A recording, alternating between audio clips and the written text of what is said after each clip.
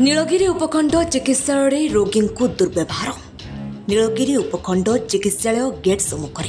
रोगी सहित परिवार लोके देले धारणा।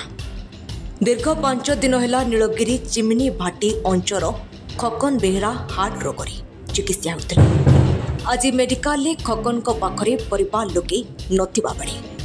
हठात मेडिकल जड़े कर्मचारी पहुंची रेफर करने जोर जबरदस्ती करने सहित दुर्व्यवहार कर परिवार लोके अभियोग करछंती। सावित्री बेहरा से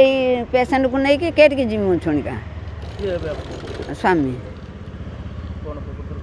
मु आसिक ये रागी गरम कला तू मत छाड़ दे गलु ये मत गाड़ी दे साल मुझे किए गाड़ी देला से डेंगा है कि टुकारा मुझे ताकते गनी मैंने बेचुआ तू किसरा जोर जबर कर 10 कर तो करू तुलु